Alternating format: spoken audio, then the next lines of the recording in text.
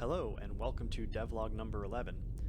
Most of the work that I did this sprint was a lot of under the hood stuff, ripping out the guts of how the weapon systems work and retooling it so that ammunition was now a thing that was built into it.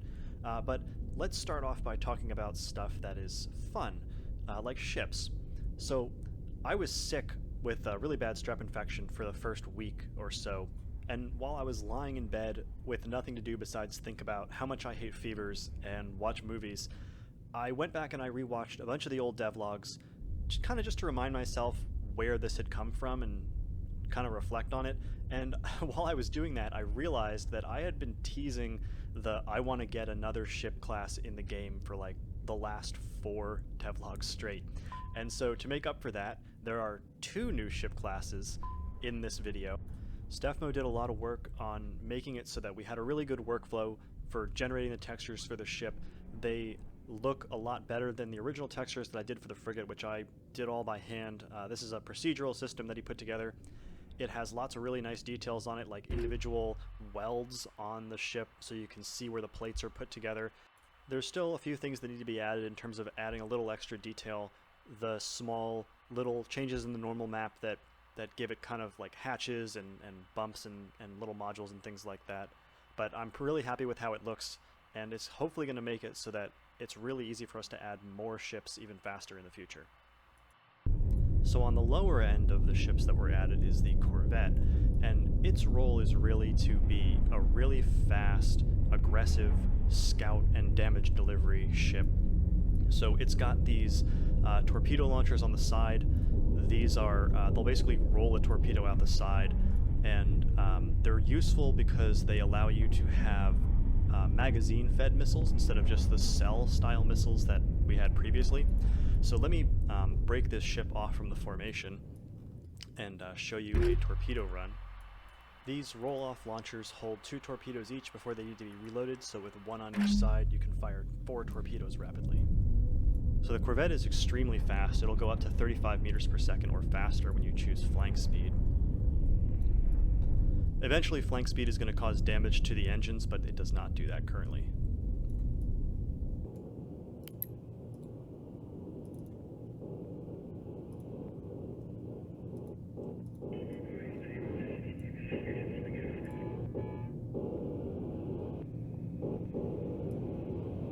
And so these torpedoes are command guided, which means that if the ship is destroyed when they've been launched, they will not reach their target because they have no seeker of their own.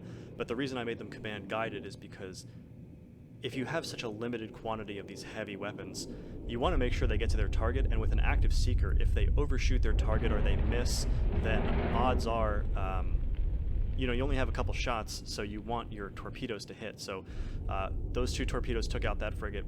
This one overshot, but because it's command guided, it can come back around.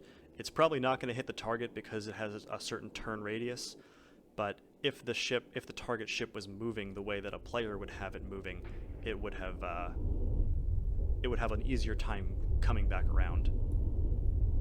The torpedoes are meant to be basically large ship killers, so it really only takes 1 or 2 hits in the right place. If you hit the engineering section of a frigate with a torpedo, it's basically done for. They do 5,000 damage compared to the cruise missiles, which do 1,000, so a hit in the right place is really the end of a smaller ship. Now the next ship is the destroyer class. It's kind of a big brother to the frigate, and it was designed to look that way. Its key feature is that it has this spinal weapon, and so there's 2 options right now. There's this beam cannon or particle beam, and then there's a mass driver. So the distinction between these 2 weapons is that the particle beam is meant to do a lot of damage at a very short range, or relatively short range, 3.5 kilometers, whereas the mass driver, it fires a railgun round that goes 3,000 meters per second, and it has a flight time of 15 seconds, so basically it'll go all the way across the map. Now, these spinal weapons were actually a lot easier to implement than I thought they were going to be, because I had implemented the heading hold advanced movement command in the previous sprint. That made it really easy to make it so that the ships were easier to control where they were going to point. And so now there's a hierarchy of where the ship is going to point. The lowest being it's going to look into the direction it's traveling in. The next highest is it's going to look into where the player has set their heading to be based on the advanced movement commands with the heading command. And then the final is going to be, or the most high priority is going to be where an active spinal weapon's targeting order wants it to point. So let's move the beam destroyer into range, and the railgun destroyer can actually fire from here, so let's target that. Right now the weapons, or the spinal mounts, are listed under the turret menu. I'm probably going to rename this to weapons in general at some point, but let's have it shoot up at this track over here. Now, because the large ships are difficult to turn in terms of aiming, the cannon will actually kind of fudge its angle a little bit, so as long as it's within a certain aiming envelope, it'll point the muzzle a little bit towards the target just to make it easier to hit. And so this is actually the overpenetration I was talking about before, where this is a weapon that's meant, in the previous sprint, this is a weapon that's meant to do damage to really heavy ships, which means that in order to make it balanced against smaller ships, overpenetrating the target means that it will actually do less damage than it would have if it had been a full hit. Now let's target our beam destroyer on the same ship so we can see what it does. I know the lighting is really dark right now. I'm working on fixing that, but we're seeing an issue where the textures were getting really blown out by having multiple lights in the scene to kind of create a normal light and a fill light. But hopefully that'll be fixed soon, so things will be a little bit brighter.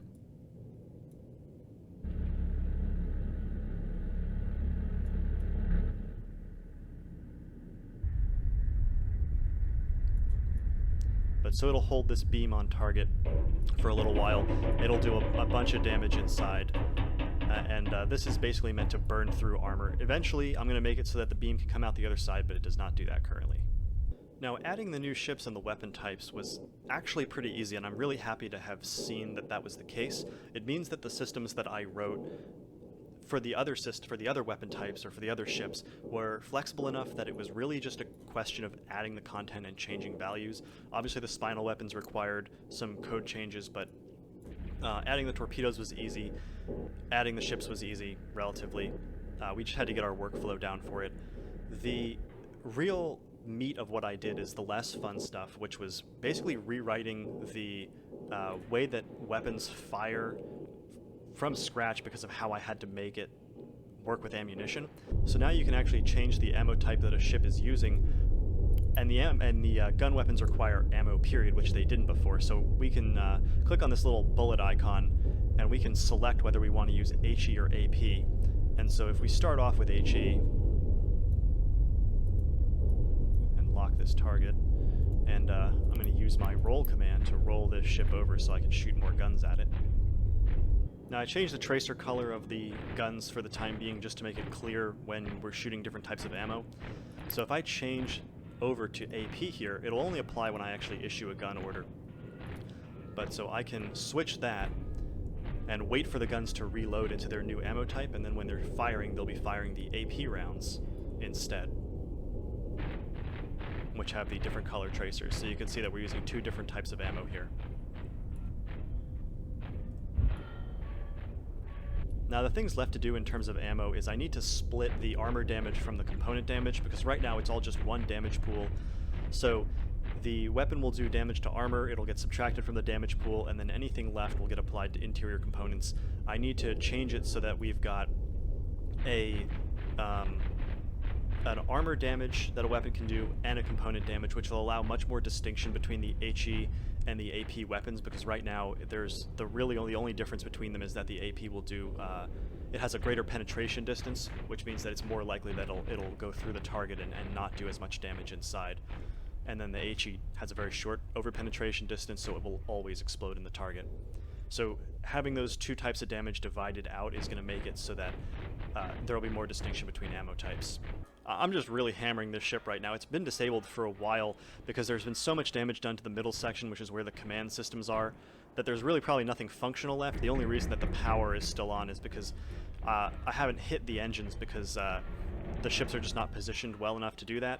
And so that's kind of a reason why positioning is so important in this game. So by repositioning my ships, I'd be able to hit the engineering section, but it's really not necessary to knock out the power in order for the ship to be considered eliminated.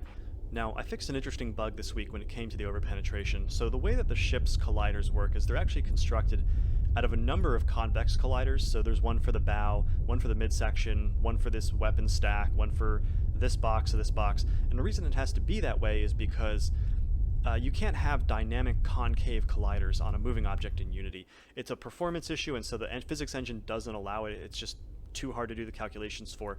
So Unity does a gift wrapping algorithm on my meshes to make sure that they're convex, so there's no concavity in them.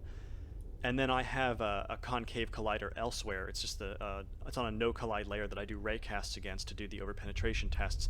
But the thing is, when it does that gift wrap, if there's hollow portions of the ship, so if I'm shooting along the long axis, this collider ends here, and so if it tries to test for overpenetration, it'll hit the back of this collider and think that it overpenetrated even when it didn't. And so I had to change a little bit about how the colliders work so that now it's a completely hollow shell, so that you don't end up with that the raycast hitting the back side of the interior part of a collider. Now for the next sprint, what I really like to do is revisit electronic warfare, because there's a couple components of that I think are really missing, one of them being ELINT, so the ability to passively detect other ships' radar, which will make it give you an actual reason to play with the signature control commands. And then comms jamming so that ships can't share sensor tracks.